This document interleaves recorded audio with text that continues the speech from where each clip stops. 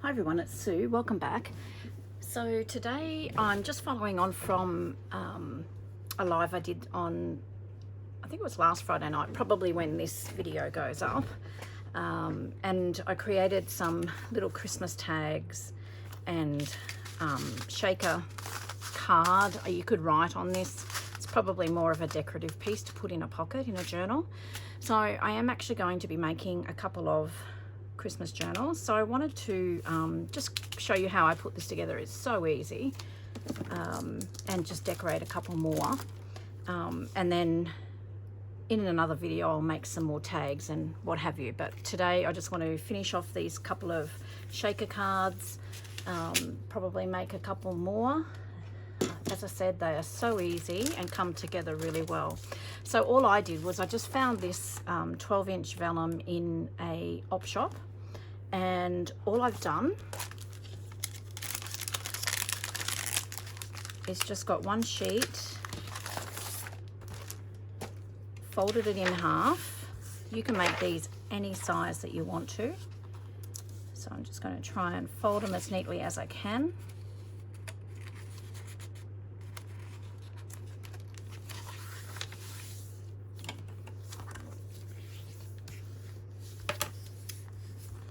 And you'll see that that's what I've got here. Okay, and then I've just cut it in, because it's 12 inches wide, I've cut it in 4 inches, so 3 lots of 4. And there we have it. So that's basically our shaker card. So just, and then I'm going to sew around. So I'm going to start here and I'll sew around 3 sides, and I'm going to leave the top side open so that I can put whatever I'm going to put inside. Now I'm using the range from Uniquely Creative, A Christmas Dream it's called, and it's just beautiful. So I'll show you that in a second once I sew these together. So I'll just shoot off and do that quickly and I'll be back. Sewn around all those quite roughly. I struggle a bit with sewing vellum actually, because it's got a sateen finish to it. It slides a bit.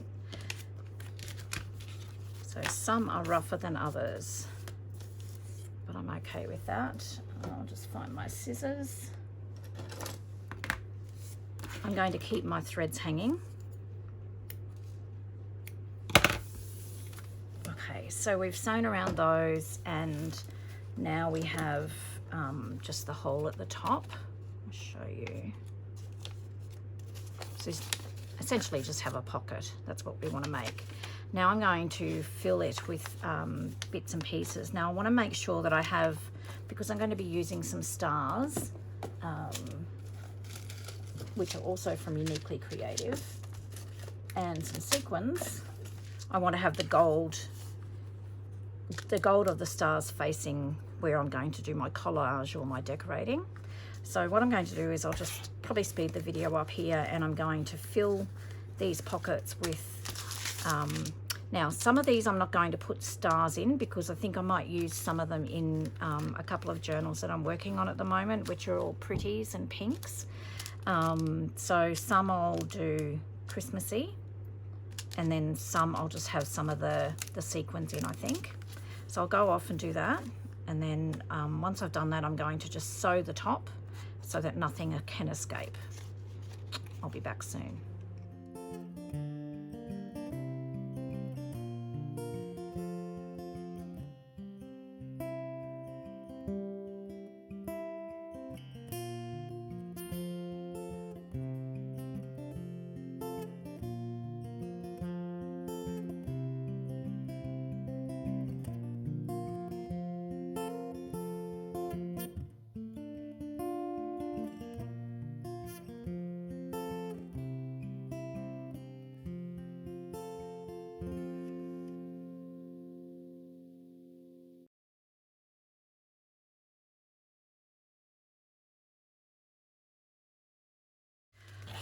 All right, so I've put the, what do you call those, sequins in, I think 3 of them, just the sequins. Aren't they pretty? Oh, I just love them. I don't know, they make me happy. They take me back to my childhood, to be honest. So I've just done the pink sequins in 3 of them. And then I've done 2. This one I was a little bit light on the sequins by the looks of it, but that's okay. And all my stars are stuck down the bottom. There we go. Just need to, not sure how that happened, but yeah, just need to shake them up a little bit. But aren't they pretty? You could leave them like that. I'm going to ink with gold around all of these, and they are just beautiful as they are. But I want to decorate them. So these I'll be using just in my pretty journals that I've got coming up, and these I'll use in my Christmas journals. So I'll be using the Uniquely Creative A Christmas Dream paper range. Now, I have cut into it, so just bear with me for a second. All right, so I've got the paper. It is a really beautiful range, and it really speaks to me because it's pink. If you've been watching me for a while now, you know that my favorite color is pink and teal. So as I said, I have cut into it. You get 2 sheets of each paper, and this is the back of that one. So these are really handy to have, and got all these lovely little journal cards as well. So that's that same one. I'm not overly fussed by that, but luckily this side is beautiful. So I'll just quickly give you a flip through. This is the B side, and that is the front side. Really, really pretty papers. I love this. This isn't specifically Christmas, so you could use it in anything. And then there's that side. So that's the collection pack, A Christmas Dream, and it just shows you all the papers. They're just stunning, aren't they? Just really subtle. I love this door. Absolutely love that door. So that's what I'm going to use. Probably more so the cutout pieces is what I'm going to use to decorate these couple. What I'll probably do is I'll just speed the camera up and decorate, and then I'll come at the end and just show you what I've done.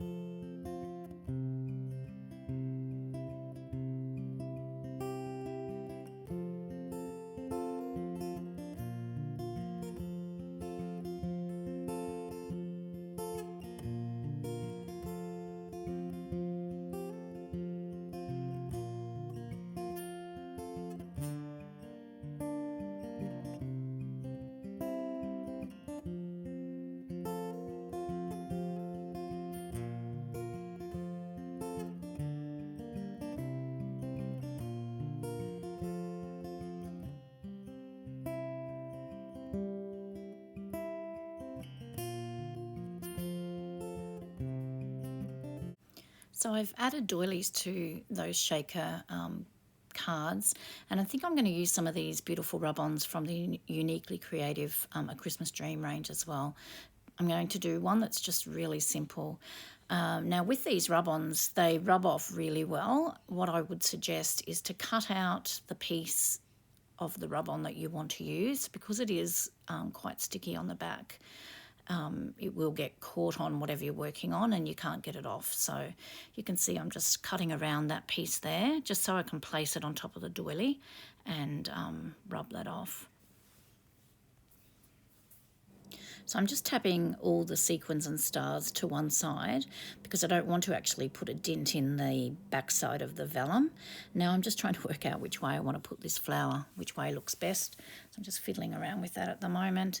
And then I'm just going to take the backing off the rub-on and use my scoring tool to rub it off. You do get like an ice cream stick with the rub-ons. I just prefer to use just a scoring tool or a bone folder or something like that, just because you get more coverage. And I'm just going to rub along. You probably can't see too much here, but as you're rubbing the rub-ons, you can see the image goes foggy.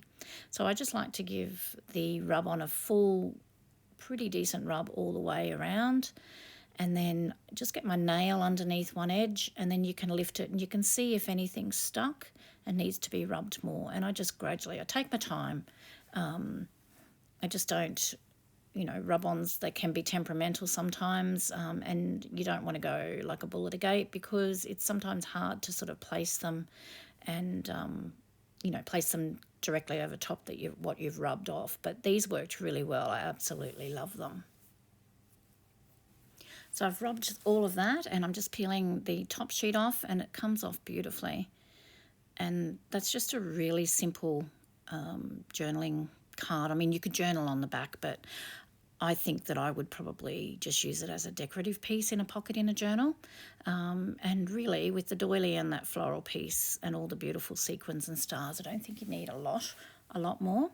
So this time on this one, I'm just going to do something a little bit different. I'm just going to put some of this double-sided tape down, and I'm just trying to get it straight, which I don't end up getting it perfectly straight in the end, but that's okay. And just trimming that down, and then I'm just going to burnish it with my scoring tool, just so that the tape sticks to the vellum, and I'm just shaking the sequins out of the way. Once again, I don't want to put a dent or a mark in my vellum on the back side.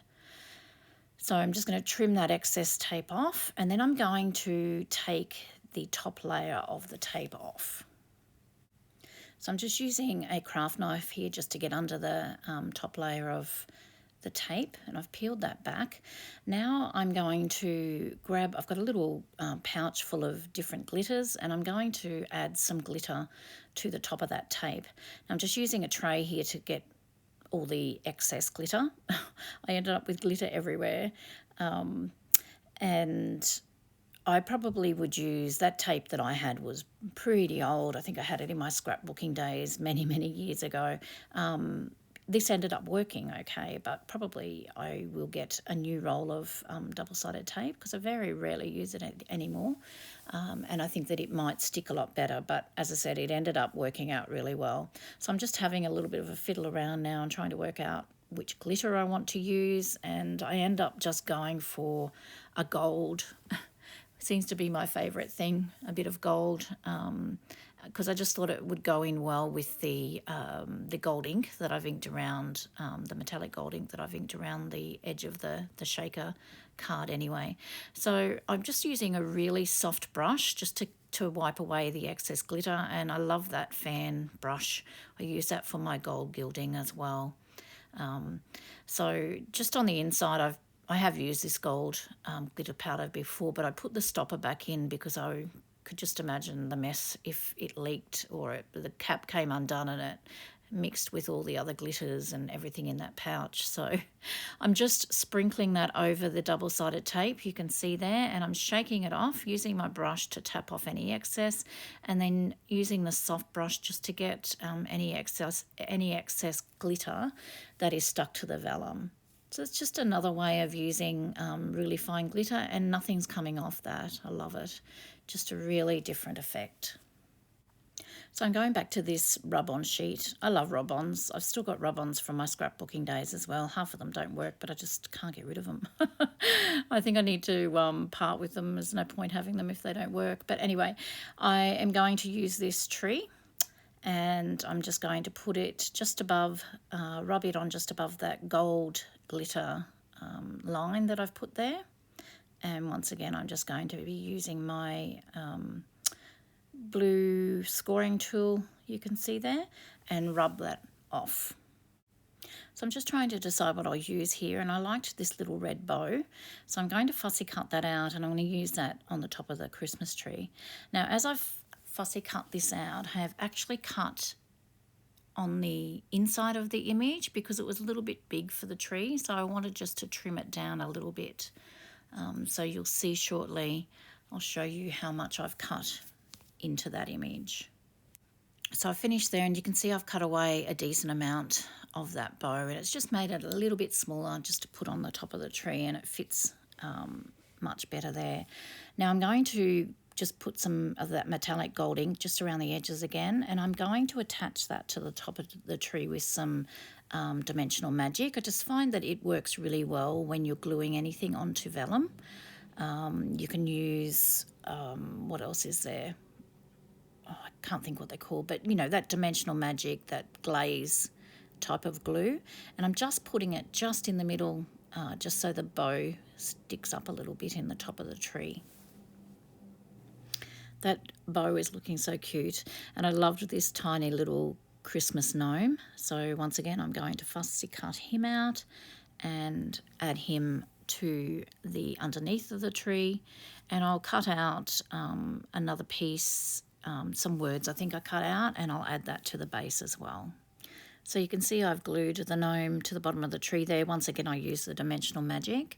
And off this cut apart sheet, I'm going to use some of those words in black, because I just think that that'll make quite a difference standing out on that card.